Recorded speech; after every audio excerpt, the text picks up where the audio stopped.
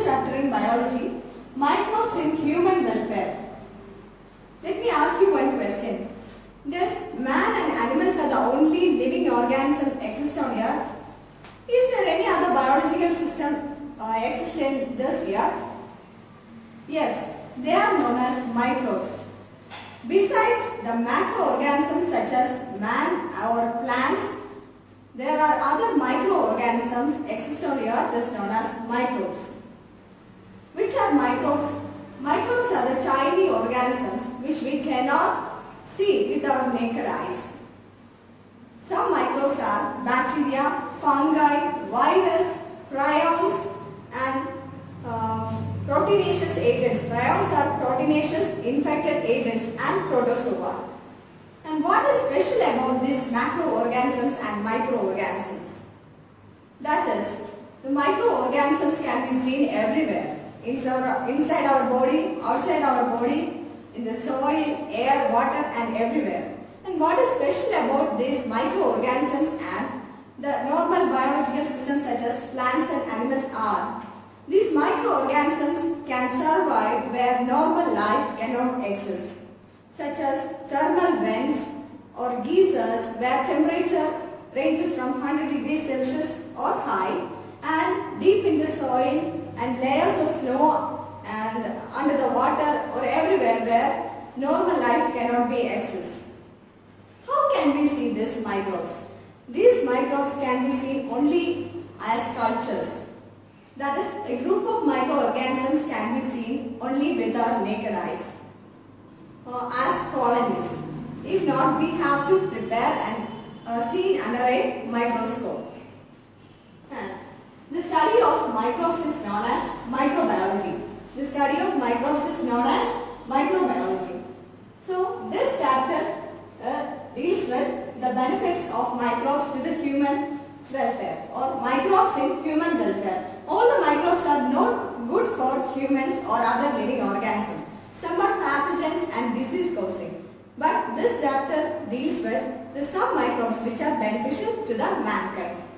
And the subtopics includes microbes in household products, microbes in industrial products, microbes in biogas production, microbes as biocontrol agents and microbes as biofertilizers. Moving on to the first subtopic, microbes in household products. Do we use microbes in our home? Yes, of course. How curd is made at home? Curd is a cultured system of bacteria. Curd contains a bacteria known as lactic acid bacteria or LAB. How curd is made? To the fresh milk, a starter or inoculum, the curd is added. A small amount of curd contains millions of bacteria. So it acts as starter. This is added to the fresh milk and this bacteria will culture in the fresh milk and make the milk more acidic because of the presence of this lactic acid bacteria. So the fresh milk will coagulate it and become more proteinaceous. Due to this, the milk or the curd coagulates and the rich proteinaceous component gives vitamin B12 which is good for our health. Also this curd check disease causing microbes in our stomach. So curd is very beneficial to our health. Is there any other microbe which can be used in home? Yes, of course. We used to eat idli and doshas at home. How idli and dosha are made up of?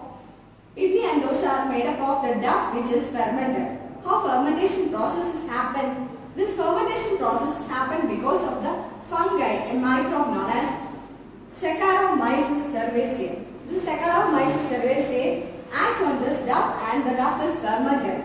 So, through this fermented duff, we make idli and doshas. And in southern areas, we use toddy. Southern parts of Kerala, it is common. And the toddy is made up of the fermentation of the sap from toddy palms. And we also use fermented food such as soya fermented soya bean and fish, etc. And the oldest food item, cheese. Cheese is also made up of microbes.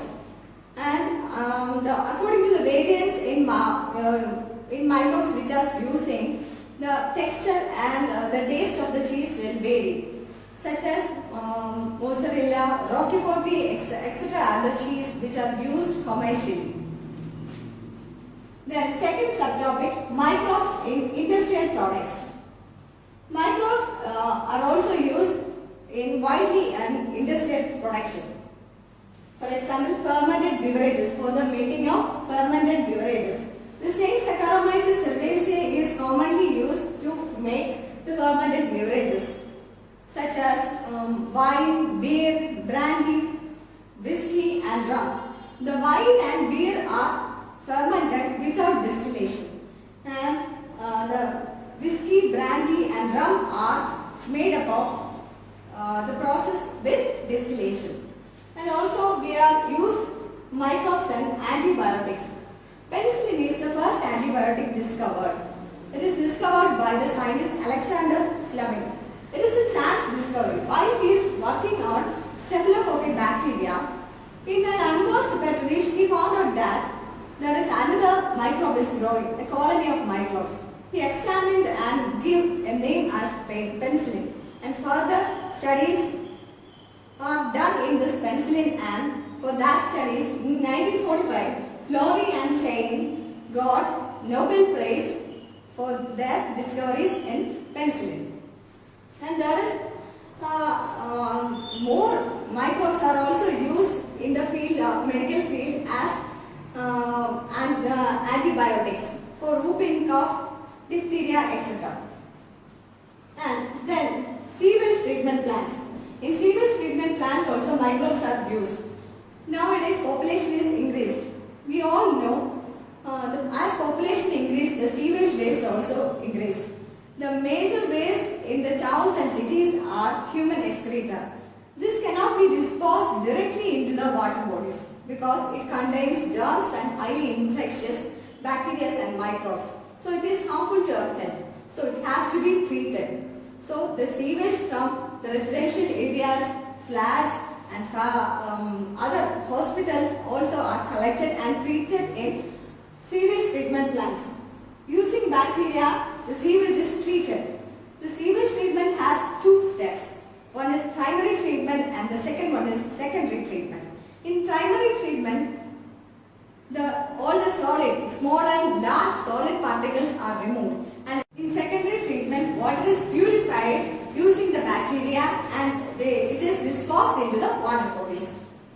So, microbes is useful in industrial products for the fermentation of beverages and for making antibiotics and for the sewage treatment plants. And the third one, microbes in biogas production. Biogas is a mixture of gases, mainly contain a gas known as methane, and biogas can be used as fuel. Biogas can be produced in biogas plant. This biogas plant can be usually seen in rural areas. The reason is in the rural areas the presence of cattle is high. The cattle dung is used as the raw material for the biogas production. How biogas plant is produced? Biogas plant is 10 to 15 meter depth concrete tank. It has a floating lid. Inside the tank, we have to put this cow dung or cattle dung and other biological waste, and this floating lid is placed on it. By the reaction of bacteria in the cattle dung and other waste materials, a methanogen will act on it and methane gas is produced. Methanogens are bacteria which produce methane gas. These methanogens are present in the rumen of the cattle also, because inside the rumen of cattle there is cellulose. The cellulose is degraded by this bacteria known as methanogens. So the same methanogens will act on this raw material and methane gas is highly produced. While producing this methane gas, the floating lid will move upwards and this gas is collected through an outlet, and the collected gas is distributed to the nearest homes and shops, etc. for cooking and lighting. And another outlet is there for collecting the slurry. The slurry is collected and used for the farming purposes as fertilizers. Fourth one, microbes as biocontrol agents. Nowadays, we use the harsh pesticides, which is very harmful to the soil, air and water. But traditionally, we use some biocontrol agents to destroy the pest. So the common style of using is prey and predator technique. That is, prey is used to kill the pest. For example, dragonfly and ladybird is used in field to kill aphids and mosquito that is harmful to the crop fields. And nowadays, Bacillus thuringiensis is used to kill the bollworms or butterfly caterpillars that are affecting the plants. This will be get as spore sashes in agrobazars. And nowadays, this is incorporated already in the plant crop as genes of Bacillus thuringiensis. BT cotton is one of the example. So microbes are useful for can be useful in biocontrol agents. And fifth one is microbes are as biofertilizers. The microbes used as biofertilizers are bacteria, fungi, cyanobacteria, rhizobium, nostoc, anabina, etc. And rhizobium is a symbiotic association which we can see in the leguminous plants, root nodules of leguminous plants. These all microbes enrich the nutrition in the soil. The soil fertility is increased. This rhizobium will absorb atmospheric nitrogen and fix in the root nodules so that the plant will get extra nitrogen and the nutrients automatically through the biofertilizer. So biofertilizer helps to get rid from the harsh chemicals or chemical fertilizers. So we cannot imagine a world without microbes. Microbes are helpful in household projects, industrial products, biogas production, as biocontrol agents, as biofertilizers. So the world without microbes we cannot imagine.